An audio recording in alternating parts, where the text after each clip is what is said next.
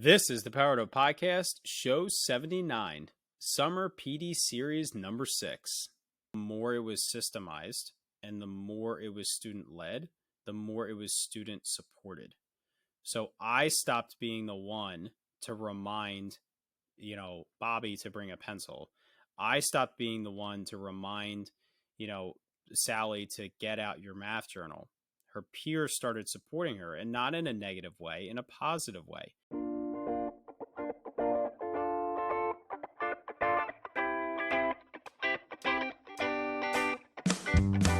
Welcome to a real-world education with insight and advice from teachers in the game, where current and former educators reveal what truly sets apart the great teachers and what it takes to make a positive impact on students. Whether you're in pre-service learning, new to the game, or a seasoned veteran, this is the show for you.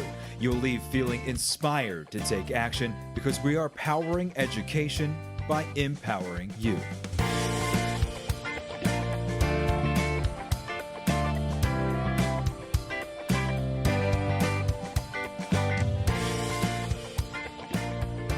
Hey, what's going on, everyone? This is Ken Erman, host of the Powered Up Podcast, and I'm here with my co-host, Mr. Matt, the Solopreneur Rogers.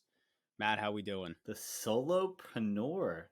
Man, Yeah, you never heard that term before? I have not. Please clarify. It's like someone that is an entrepreneur, but they are running a business completely by themselves. So they're doing every aspect of the business. So, you started C.E.O, and then you that company sold off, so you made millions, and then you became a local store manager. If you've listened to part 1 and part 2 of Teach Like a CEO, you know what I'm talking about. And then you decided to go out on your own new business. So you're starting from the ground up again as the solopreneur. So congratulations on your career advancements here. So as we digress into something more meaningful, this is our summer PD series, and tonight we are talking about Teach Like a CEO part 3. So hopefully you've tuned into the other 2 episodes before this. So if this is your first time listening to us, typically our show format is all about our guests. We've had unbelievable guests over the past 79 shows, probably about a total of 70 guests. And we just dive deep into their stories, their passions, what makes their classrooms or their schools special, why kids love them, why learning is so incredible in their classrooms, and we're able to relate to them, dig deep, ask them challenging questions, and really just gain so much value from our unbelievable guests. For this summer, we decided to bring some guests back and also do some solo shows with Matt and I, and dive very specific on a topic that can hopefully be a little bit more of a professional development focus for our listeners. So this is our 6th of the Summer PD series, and it is wrapping up Teach Like a CEO, which is a framework that I've been working on really my whole career, but the CEO term and that framework is something that I've been kind of flushing out here over these about past year through presentations, through some writing, as well as these episodes that we've been recording so far. So for context for this conversation, we feel it's important to just clarify who we are. So as I said, my name is Ken Erman. I am a former 5th grade teacher, former elementary STEM teacher, and I now serve as a secondary instructional coach in the Penridge School District. Matt, say hi again and just remind everyone who you are and what you do. Hey everyone, it's Matt Rogers. I am a 4th grade teacher, regular ed right now. I've been doing that about 8 years in the Pequea Valley School District. I started my career as a learning support teacher in Pequea for 4th and 5th grade. So that's me. Excellent. Thank you. So we're going to jump into the CEO framework part 3 here, and this is a focus on operations for classroom management. So the CEO is a play on words. CEOs in larger corporations have the job of managing the entire company, which is a huge undertaking. And so it relies on them to be heavily involved with all employees, but also implementing systems that are going to allow the company to operate successfully. And that's what the CEO framework for a classroom is about. It's about teachers implementing systems that allow them to more successfully instruct and more successfully work with students. So it also stands for 3 different things. The C is culture of learning, which we talked about in show 77. empowering learning experiences, which we talked about in the previous show 78. And tonight we're going to talk about operations for classroom management. And so, these operations are going to rely heavily on systems that allow the teacher to kind of forget about the mundane tasks of a classroom and focus on what we got our degrees in, which is instruction, teaching content, teaching students how to love learning and how to become better learners. And what's the most important thing that I want to always emphasize when I talk about the CEO framework is that all of this is about creating an environment where student-centered learning can thrive. And the most important piece of that is that the teacher gets to work with students in a small group or on a one-on-one or a one-on-two basis.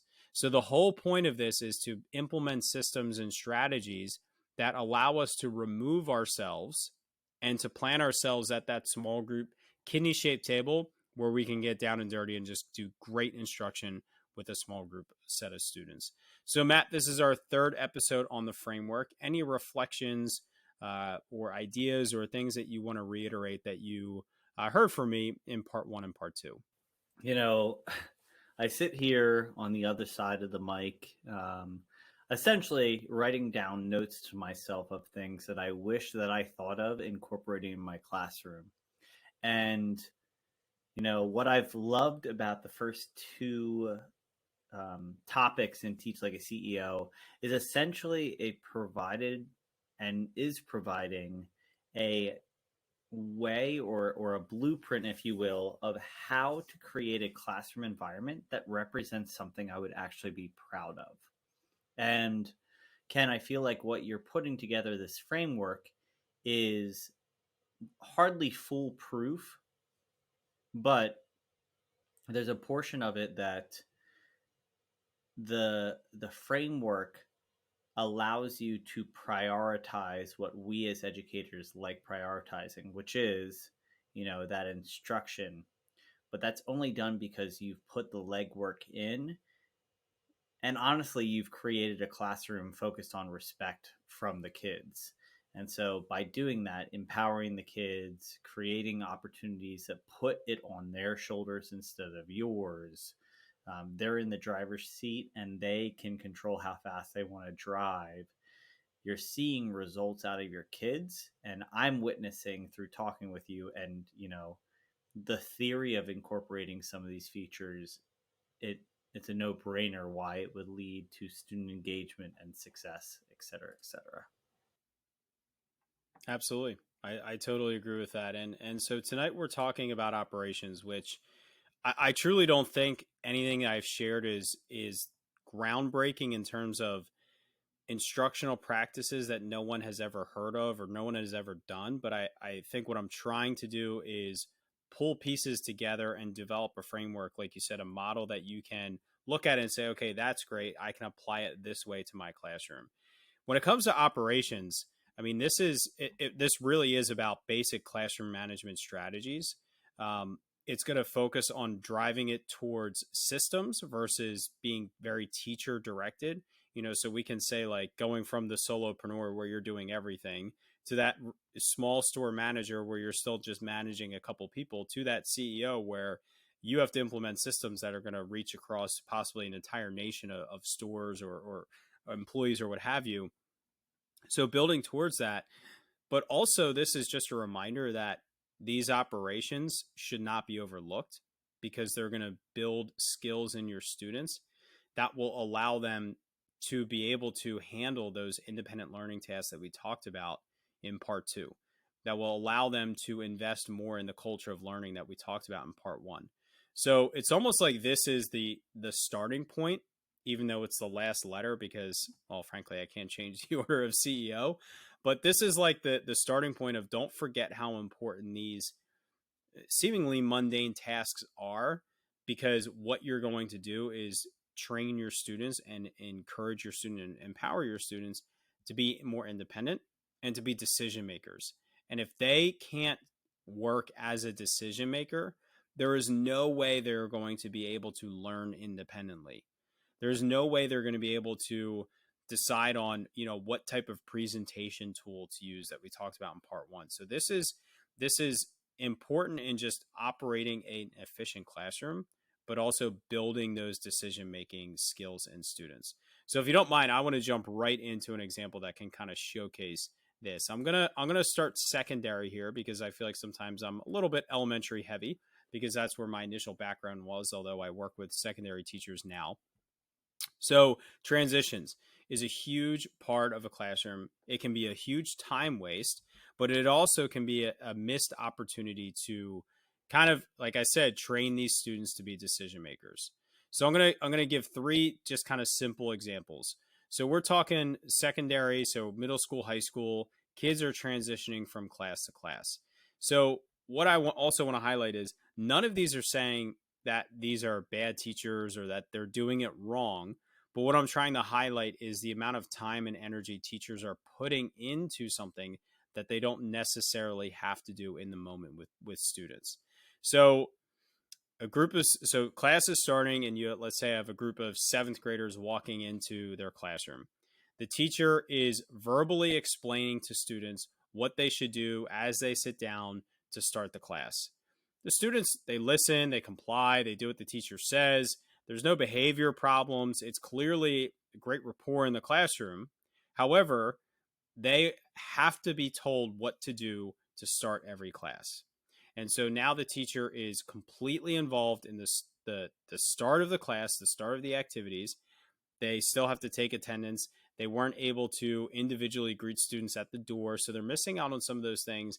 And it's also just exhausting because you don't have time to drink water. You don't have time to maybe run to the bathroom because they solely have to rely on the teacher to get the classroom started.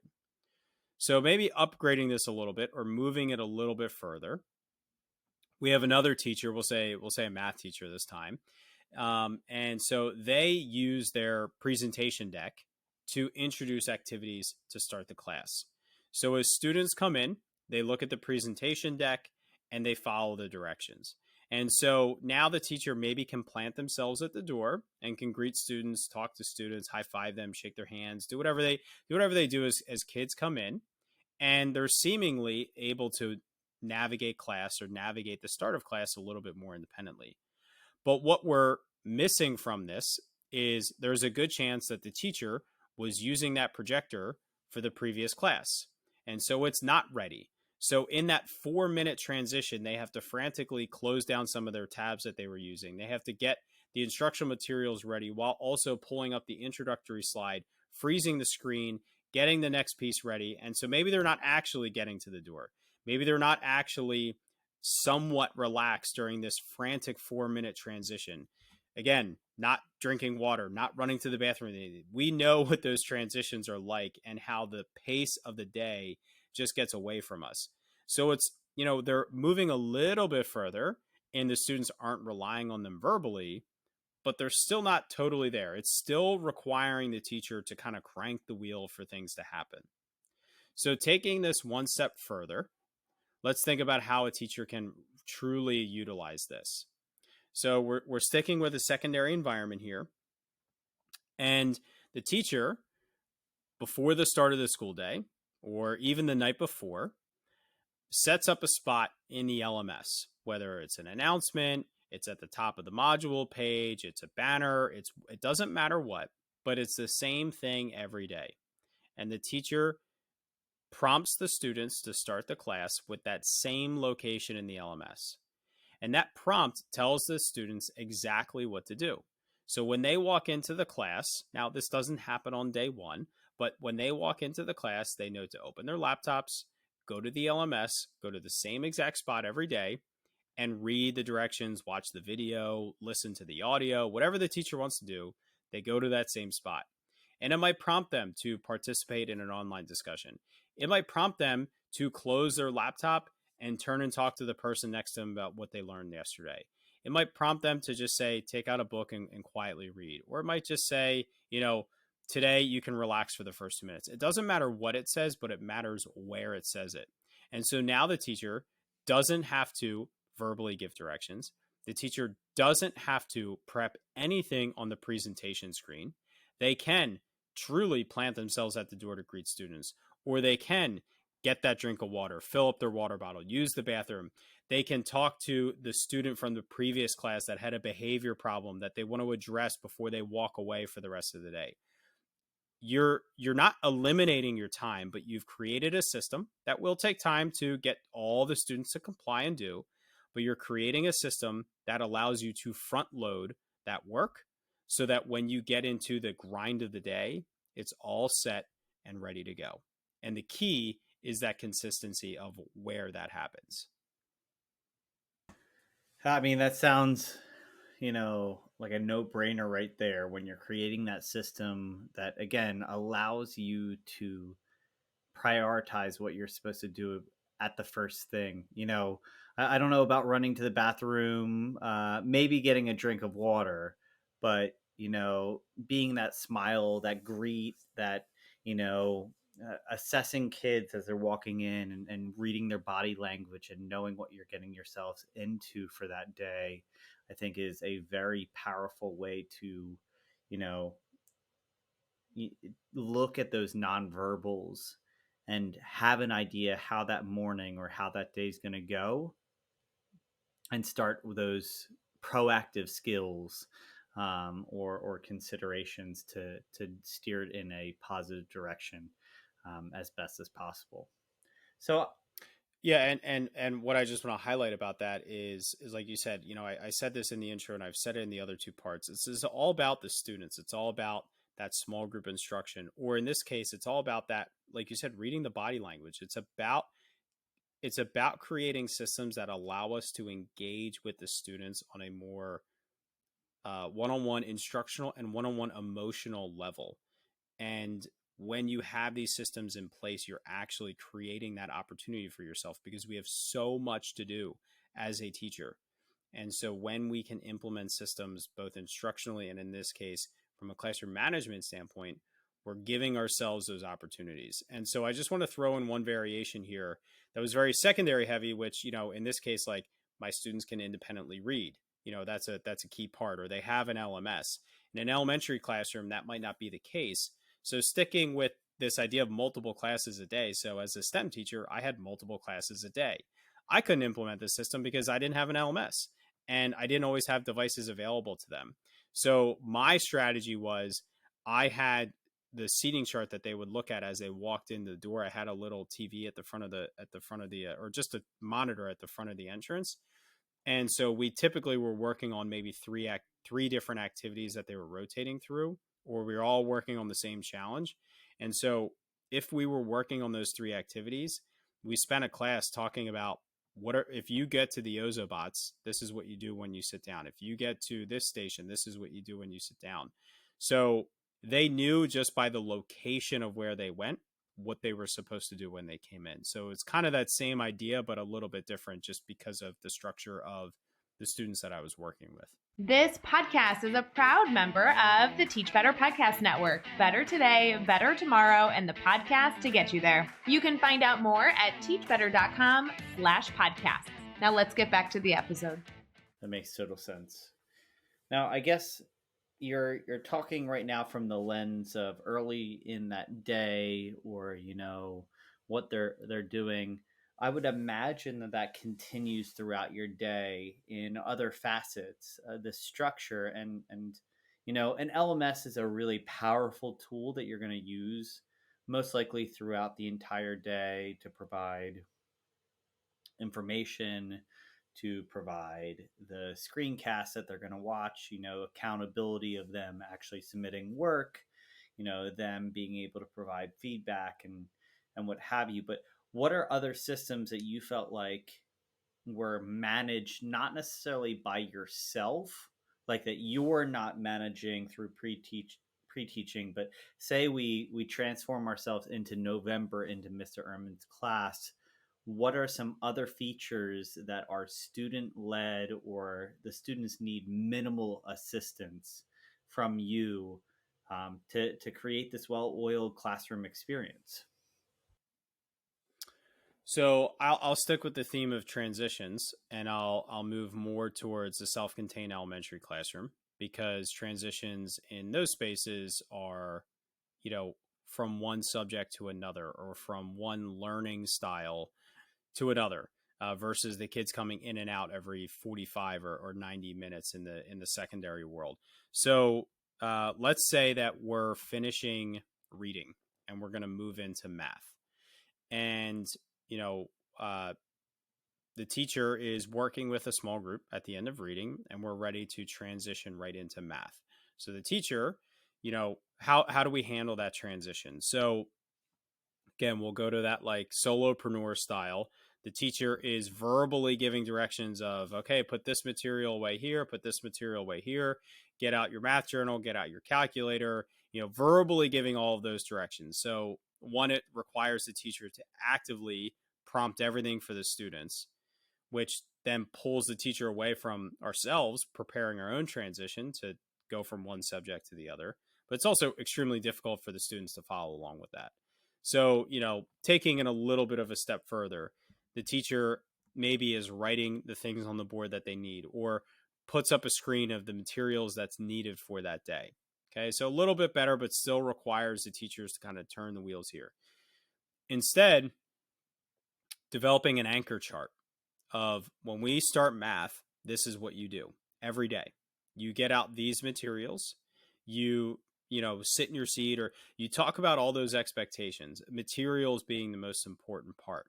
And so you say, okay, we're transitioning to math, reference the anchor chart if you need help a friend if they need help. So you're going to have those students that right away, boom, they get it out in 2 minutes. You empower those kids to start to help other kids that struggle with transitions just because they forget to look at the anchor chart. We know that as elementary teachers, even as secondary teachers, we know those kids that, are constantly struggling with those ideas. And what's key about that is it doesn't matter what you're going to do that day. You just get out everything.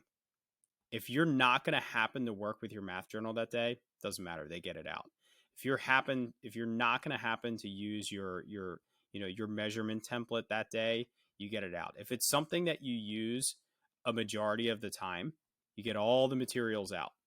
The same thing with like when you come to a small group.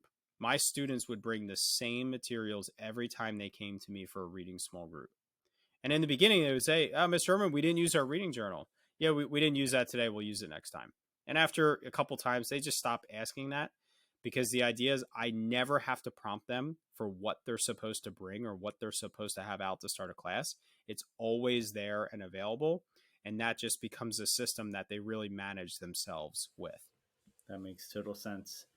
And that consistency, it's better to bring those materials than to not bring them. It's better to, be over prepared, but that repetition, again, you're creating a system. I think back to our second episode where you opened talking about your kids cutting up a hard-boiled egg, and you build in time early in the school year to work through procedures. But a lot of times we as educators don't know what those procedures are. I don't know what my kids are going to need reinforcement. Is this happen to be a group that works really well walking through the halls quietly, or do they need a lot of assistance? Do we need to practice that and that procedure? Do I need to create more structure there? The unstructured time, or even management of transitions in the classroom is a huge one.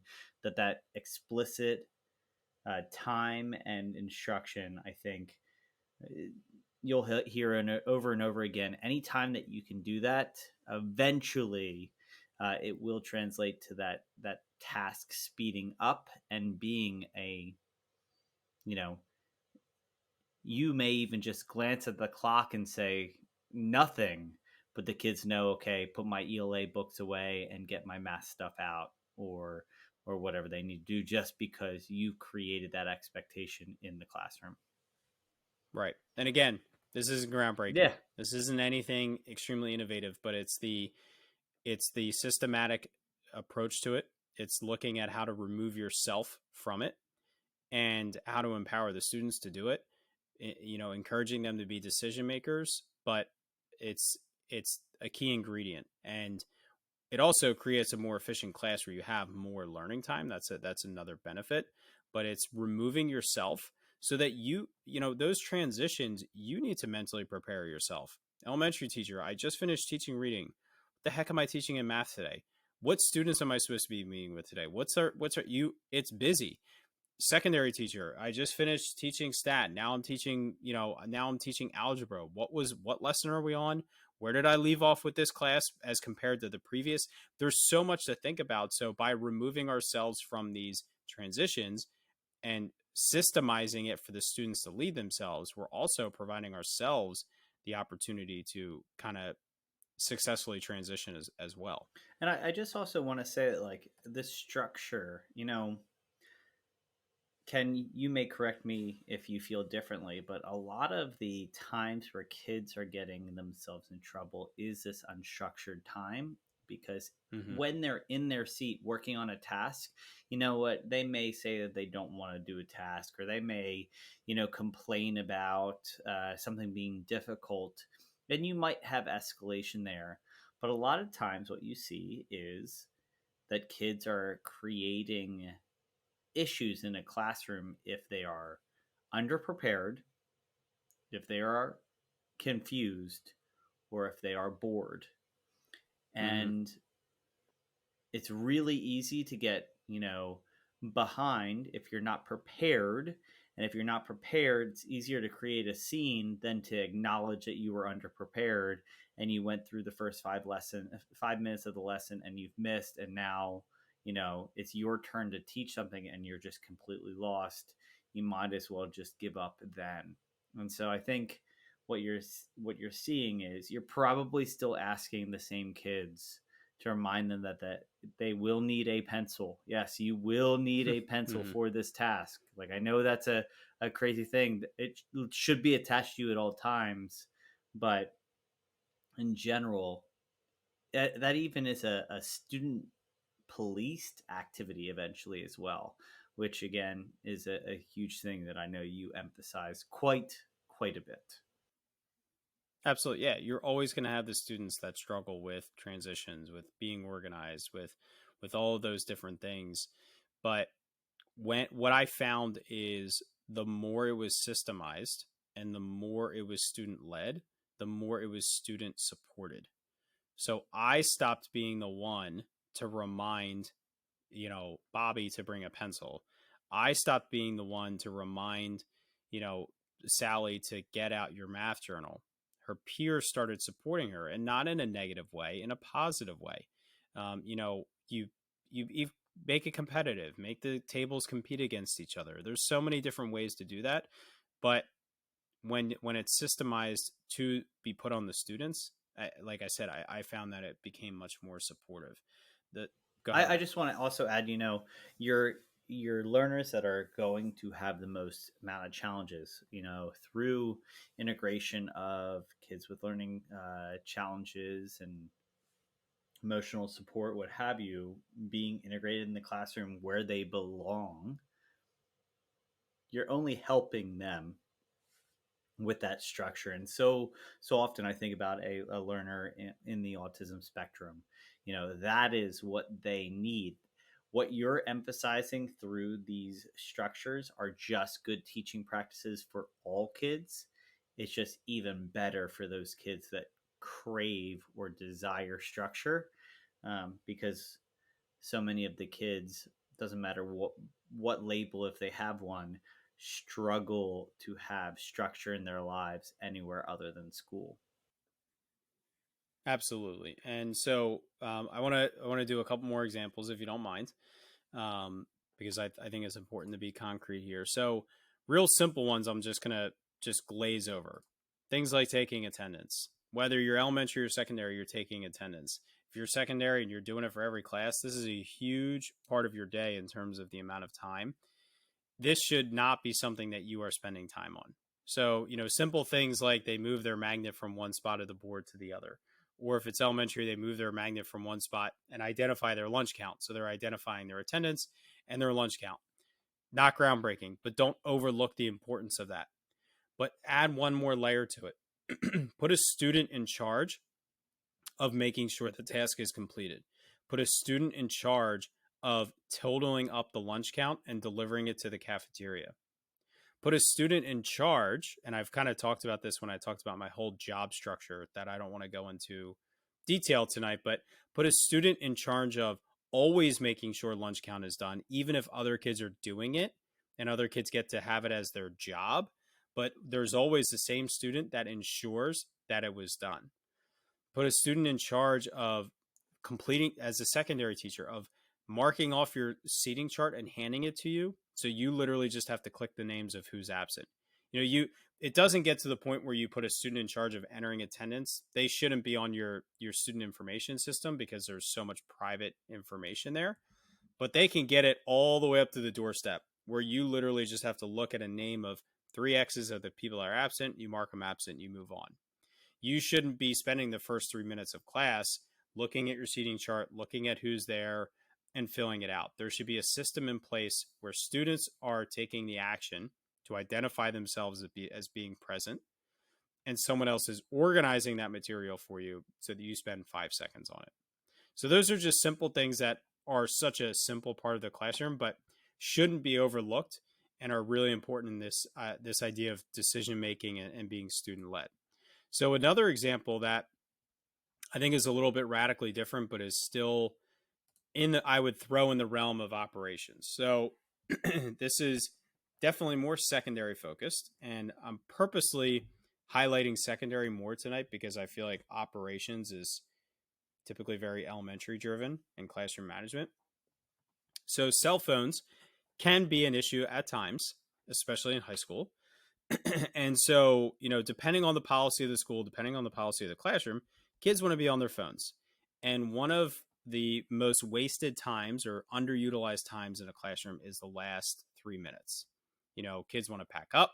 They want to get ready to leave as soon as the bell rings instead of working up to the bell.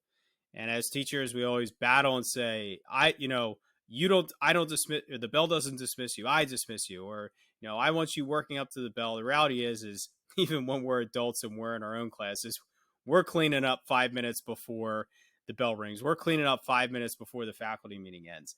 So here's an idea. Let the kids clean up. Okay. Let them put everything away. Let them put everything in their backpacks. Let them take out their cell phones. Around the room, put different QR codes that the students can engage in different activities. And the idea is for them to reflect on the day of learning. And so let's say you put up 10, 12, 8 different QR codes that they can scan, and they do different activities. So maybe one is they do a selfie video reflection with a friend, and they talk about the essential question of the day. How did the essential question relate to what they were learning? Or they find a product on Amazon or some other retailer that connects to what they learned that day. They find a video on YouTube and explain how it connects. They record a 30-second podcast. They take a picture and they take, like a Snapchat. They use Snapchat. They take a picture and put some text over, and it relates to what they learned. All of these QR codes, what they are is a prompt for directions and a spot to submit their product, whether it's a video, it's a picture, it's whatever, it's a link, it's whatever. And so what's neat about this is you're kind of empowering them to use their phones. You can make a lot of it collaborative. They're up, they're engaged, they're talking, they're being social at the end of class like they want to, but you're just asking them to do something with it. And by having them submit it in a Google form, you can also track all of their work that they've done it. So speaking of tracking their work and that, can you speak a little bit more to that? I love that idea of taking time that would be wasted and create it personal. But I feel like when you manage something like that, it's pretty overwhelming. All of the different submissions possible, the same person's left because they get pulled for services, and there you are with, I can't distinguish if that was an activity they were in my classroom or not for, and whether or not I should expect them to get that complete. So with all these moving parts, how do you systemize making sure you're on top of clarifying when a kid needs to participate and submit compared to something they would be excused from? So I'll answer that in two pieces, because the second part of that, like you said, should they be excused, is a little bit more intricate. So the one thing you could do is you could set the Google form to only accept one response, so that the students couldn't do the same thing every day. And so maybe depending on how many options you have, every week, every 2 weeks, you could clear the responses. So then they actually could participate in the same one again. So that's a system you can put in place to safeguard them from just doing the same response every time. This is a little bit spreadsheet heavy, but not too bad. It's one formula. You could set up a count if. And a count if is essentially just going to look for a username. And so what you could do is you could set it up so that it counts how many times a username completed this form. You would have to set that up once for the whole year, because the usernames don't change unless you get a new student. Excuse me. And then that again is a way to just count, did they do a number of submissions? Students leaving early, that type of thing. I mean, that's going to be a little bit more challenging to monitor. And the reality is I truly believe this isn't something that should be heavily graded. The idea is that they're just reflecting on learning. I do also know that you have to involve grades to motivate secondary students at times. So 2 points to that. You could say, hey, I'm going to pick one submission to grade this week. I'm going to grade this one form, or you tell me which one you want me to grade, and that's the one that I'm going to look at. Yeah, that makes sense. One of the things, and this is just a hint that I found, as an elementary teacher, the classic is write a name of a kid, here's the task and all of the kids that didn't do it. And I felt like that was so exhausting. Or, you give out a classroom job and a kid's job is to be the board master, and they have to erase the board at the end of the day. And all of a sudden they erase all of the kids' names by accident. And you just have no clue what is missing at that point. And I would just, encourage you to check out if you are using an LMS, because, a second grader can use an LMS. A first grader with training can use an LMS. They're not using it to the same level as a fourth or fifth grader, but they can. A high schooler and middle schooler probably is living in an LMS. But I have found more recently the ability for you to mark in bulk or in a fairly quick way if an item is missing, which will often create notifications for kids. And one of the systems, inspired by this Teach Like a CEO is, I'm not keeping track of your scores. Before, I would put zeros in their grade book. And what I found myself doing is not knowing by the end of that if they actually deserved a zero or if they deserved an NA based off, a kid who wasn't there or was absent that day or had a reason why they couldn't complete it, and which zero was actually earned and which one was, not necessary. So there are more and more features through LMSs that can help you manage something like this, that you are not the holder of the missing work. The kids can see in their dashboard all the things that are required, and maybe they fight back and say, no, I turned that in. And that's a different story, but at least they're advocating for themselves, which, from my perspective, if I can get a kid to manage their own materials and recognize what they're missing at a fourth grade level, that only bodes well for as they move up. And I think some of the things you're hearing through, the systems, Ken, that you have in place is really treating, again, hopefully this isn't wrong of me to say, it's taking a fifth grader and giving them the ability to be as responsible as a seventh or eighth grader. Not necessarily different content level, but it's building the foundational skills of independence in education, of that intrinsic motivation, of the management features that we call executive functioning skills. These are, huge these days. These are the things that you need to know how to do to survive successfully as a, human being in the 21st century. So any of those features, I think, that you're talking. I know you're using basic examples of attendance and, morning work type activities or transitions, but really the whole purpose behind this is, creating stamina in kids to handle what they realistically should be responsible for. Absolutely. And that looking at this part 3, like I said, it makes you reflect on the culture piece and the empowering learning experiences. That's the high level instruction. That's where students are working on projects. They're independently learning. In order for them to be able to do that, they have to be able to make decisions. And the best way to train them to make decisions is through these basic operations. And so the quote I have behind me is actually another one from the Danielson framework, like I had in part 2. You kind of motivated me to do that because you reference it a lot, and I think in good value. And it says, teacher, this is, I think, like 2E or 2C, something like that. Teachers complete non-instructional tasks with little to no loss of instructional time or disruption to lesson delivery. A reminder that, we're not trained. We don't have college degrees, and we are not paid to take attendance. Yes, it is a task we have to complete, but we should spend as little to no time doing that as possible. And I would constantly evaluate my day. What am I doing that students should be doing? I need to teach them that. I'm not pulling that off of my plate. Yeah, I create opportunities where they teach each other and they work with each other, but that's my job. What am I doing that students can easily do for me, for themselves?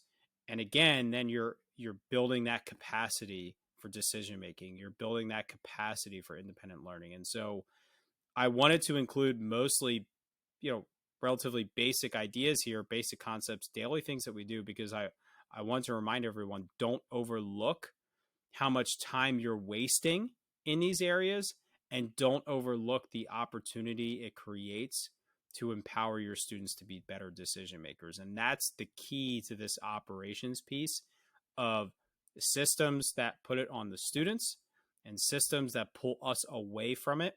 But the system is still keeping track of everything. It's still managing everything.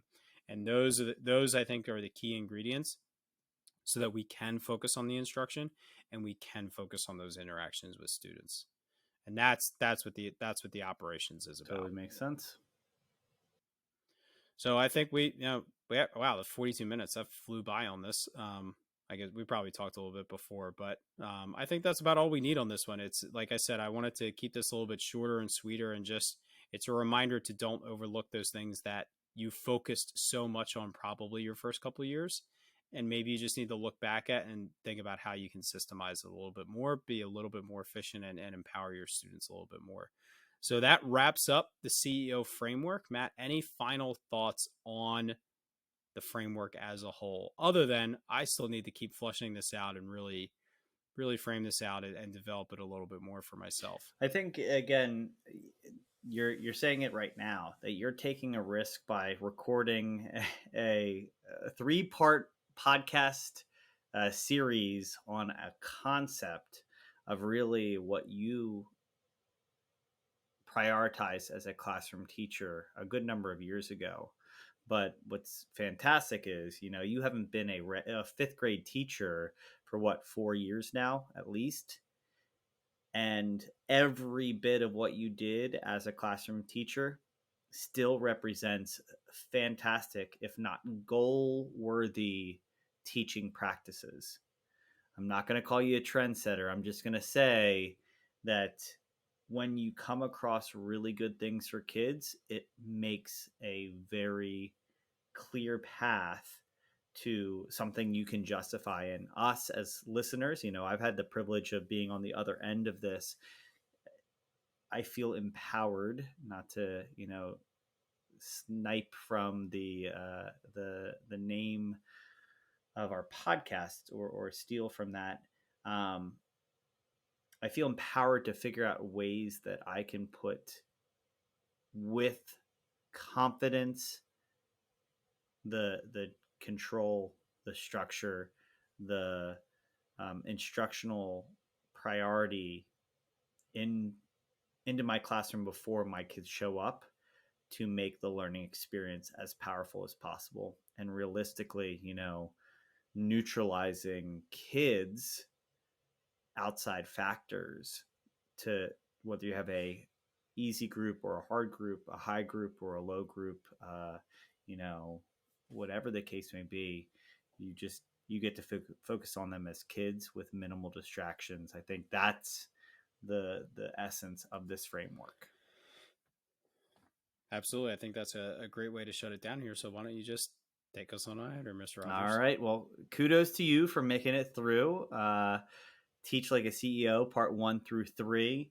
And for the listeners, I know we'll probably, hash this out again, probably another 80 episodes from now. And Ken will have all these, talking points.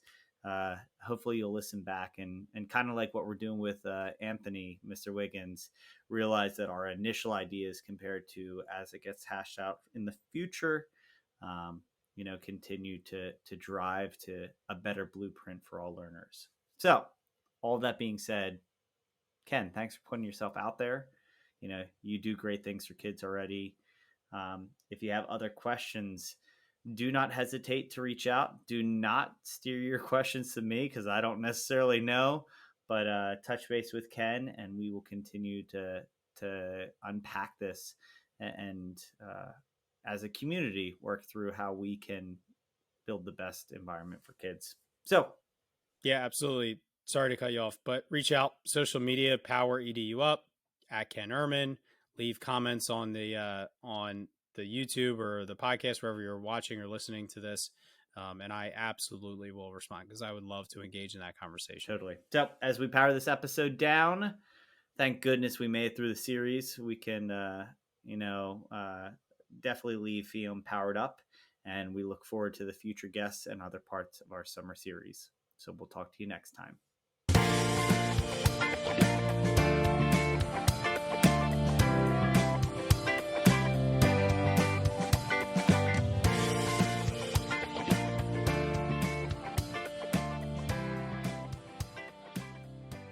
Thank you so much for listening to this podcast. If you haven't already, please subscribe on whichever platform you're listening to or watching us on YouTube. Each week, we get to talk to amazing educators who are making a positive impact on the lives of students, their colleagues, administrators, and education as a whole. It's been such a privilege every week to be able to talk to these incredible individuals, learn from them, grow with them, and better myself and all of education through these conversations. If you haven't already, please consider sharing this with a colleague, someone who can benefit and be powered up from the experience of listening to these incredible conversations. Because of Powered Up, we are powering education by empowering you.